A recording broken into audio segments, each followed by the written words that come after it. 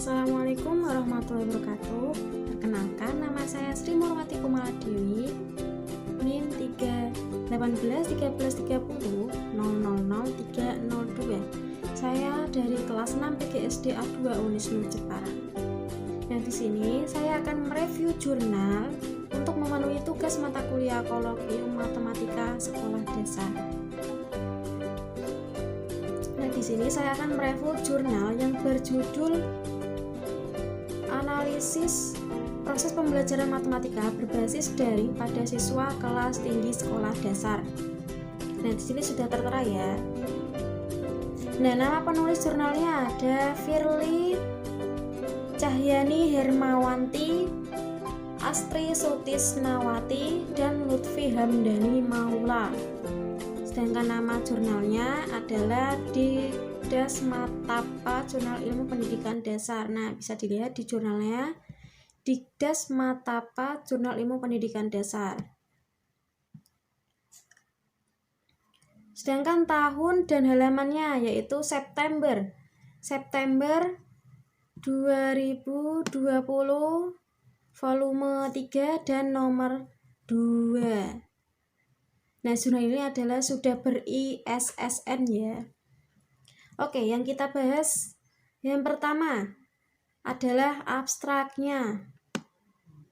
Nah, abstrak kan terdiri dari tujuan, metode penelitian, dan hasil pembahasannya atau hasil penelitiannya, dan ditarik kesimpulan. Nah, di sini kita lihat bagian abstraknya. Apakah sesuai? Nah, di sini sudah sesuai ya. Ini ada tujuannya. Terus metodenya yaitu dengan menggunakan penelitian deskriptif kualitatif ya. Dan hasil serta kesimpulannya bisa dilihat di sini. Hasilnya yaitu menunjukkan bahwa hambatan yang terjadi yaitu beberapa siswa merasa kesulitan dalam proses pembelajaran. Menggunakan mode daring, alat komunikasi serta keadaan setiap siswa yang tidak mempunyai fasilitas yang memadai untuk menunjang proses pembelajaran. Nah, upaya yang harus dilakukan oleh guru yaitu dengan cara bekerja sama antara orang tua, guru, dan pihak sekolah. Oke, selanjutnya adalah latar belakang atau pendahuluan ya, bisa dikatakan pendahuluan. Nah, pendahuluan ini berisikan latar belakang permasalahan yang diambil oleh peneliti. Nah, permasalahan yang diambil oleh peneliti dalam jurnal ini adalah tentang pembelajaran matematika yang berbasis daring grup ya. Nah, di sini berisikan tentang pembelajaran matematika itu apa, terus karakteristiknya peserta didik itu bagaimana, dan cara guru dalam mengajar saat pembelajaran berlangsung itu seperti apa. Nah, di sini contohnya ini ada pengertian pembelajaran matematika itu seperti apa. Selanjutnya di sini juga ada beberapa karakteristik siswa yang berbeda-beda ya tentunya. Nah, ini adalah contoh dari karakteristik siswa yang berbeda-beda. Terus juga pendahuluan ini berisikan tentang bagaimana guru menerapkan metode pembelajaran sesuai dengan kemampuan siswanya, serta perkembangan siswa dan pengetahuan awal siswanya juga. Ditambah dengan adanya pandemi di Indonesia yang mengharuskan proses pembelajaran dilakukan secara daring ya, dilakukan di rumah masing-masing.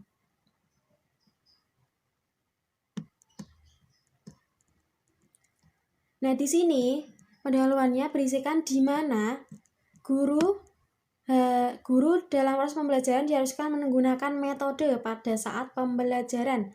Nah, metode yang digunakan guru adalah harus memiliki kesesuaian dengan perkembangan atau kecakapan yang dimiliki oleh seorang siswa. Jadi harus disesuaikan dengan kondisi siswanya masing-masing ya. Oke, selanjutnya adalah tujuan penelitian. Nah, tujuan ini berada di pendaluhan juga. Nah, di sini sudah tertera.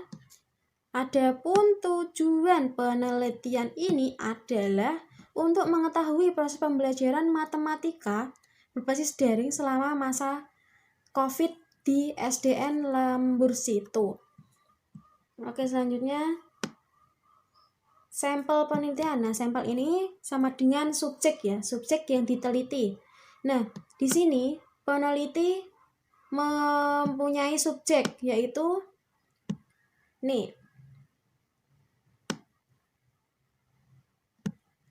yaitu kelas 4B ya. Diambil dari kelas 4B saja.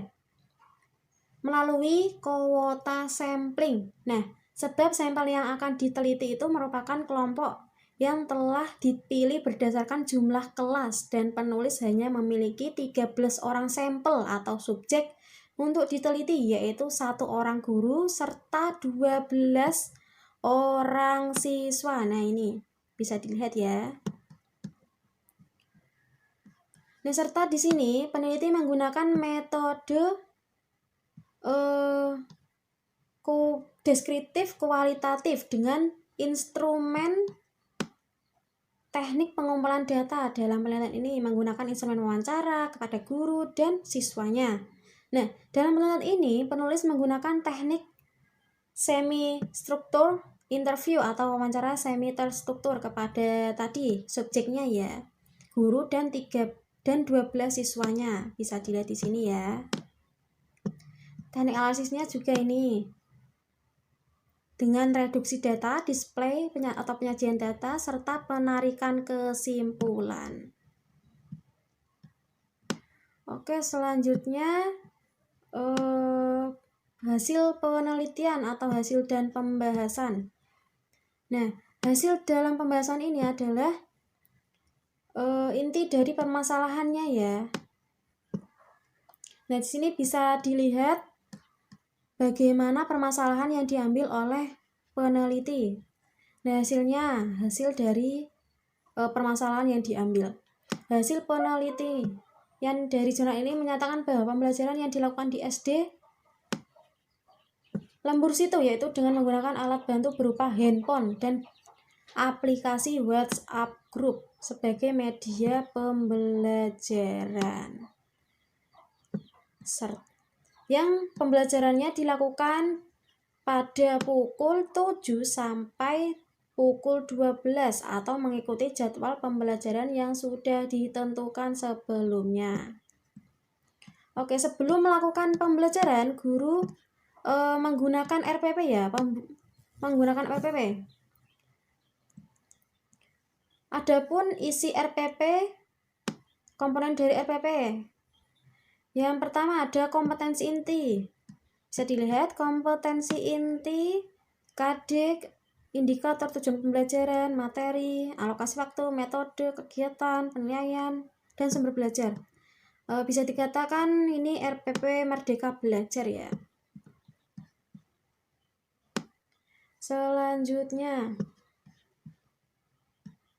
Nah, pastikan dalam pembelajaran daring pasti ada hambatannya. Nah, di sini sudah diketahui hambatan dari pembelajaran daringnya. Setelah itu, nah, guru juga melakukan penilaian juga meskipun pembelajaran secara daring ya. Nah, penilaiannya sikap melalui lembar kerja observasi. Nah, di sini bisa dilihat dan pengetahuannya itu melalui tes serta keterampilan melalui unjuk kerja. Selanjutnya adalah kesimpulan.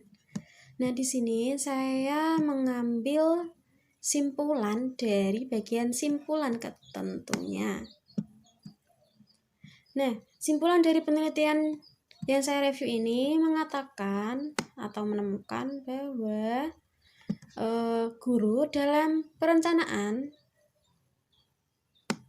pembelajaran matematika berbasis daring ya, dengan menggunakan RPP daring tentunya adanya perbedaan yang sangat signifikan Di antaranya tidak dicantumkan kompetensi inti serta alokasi waktu pada proses pembelajaran, akan tetapi pada pelaksanaan guru tidak memungkinkan menggunakan metode dalam pembelajaran daring karena keterbatasan waktu dan tempat. Namun, kegiatan pembelajaran guru selalu menggunakan media dalam pembelajaran berbasis daring. Nah, di sini diterangkan bahwa dalam proses pembelajaran daring itu guru tidak menggunakan metode karena keterbatasan tempat dan waktu. Akan tetapi, guru sudah bagus karena menggunakan media untuk menunjang pembelajaran dalam menerangkan materi ya, agar peserta didik itu mudah memahami. Pembelajarannya juga tidak monoton. Nah, di sini disimpulkan bahwa dalam kegiatan pembelajaran juga ada beberapa hambatan yang sudah saya sebutkan tadi. Nah, ini ada beberapa hambatannya, yaitu dari penggunaan teknologinya juga, serta proses pembelajarannya dan penilaiannya juga terhambat. Oke, selanjutnya adalah sini saya akan review kelebihan dan kekurangan dari jurnal yang saya review tadi. Yang pertama saya akan bahas tentang kelebihannya terlebih dahulu. Nah, di sini teori dan model analisis yang digunakan sangat tepat. Nah, tadi diketahui dalam metode peneliti menggunakan metode kualitatif. Nah, itu sangat tepat karena tidak menggunakan atau memanipulasi data tertentu ya, dan ditunjang oleh teori.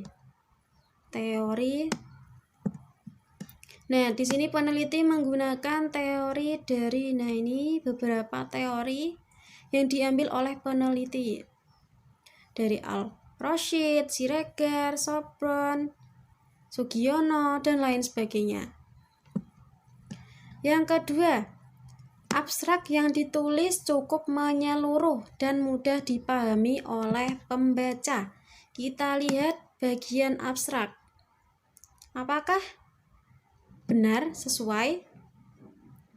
Kita lihat. Nah, di sini sesuai ya, ada tujuan, metode, hasil penelitian, dan peneliti ini menggunakan bahasa yang mudah dipahami oleh pembaca ya.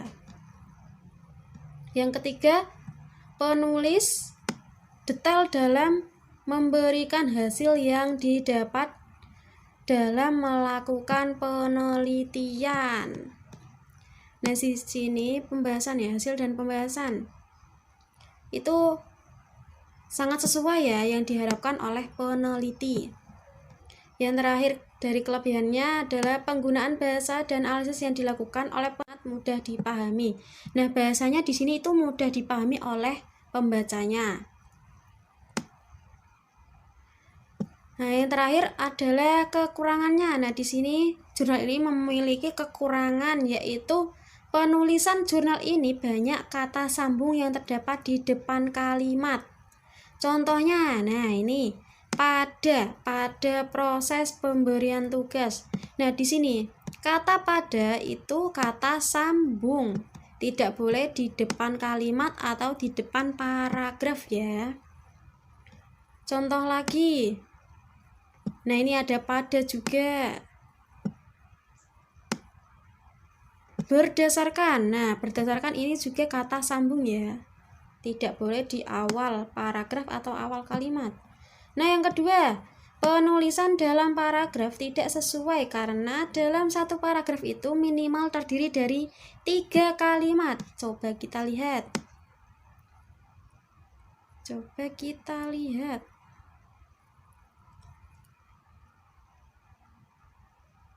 Nah, kita lihat di sini. Dalam hasil dan pembahasan paragraf pertama, nah di sini jelas ya, tidak ada 3 kalimat. Belum ada minimal dari paragraf ketentuannya ya.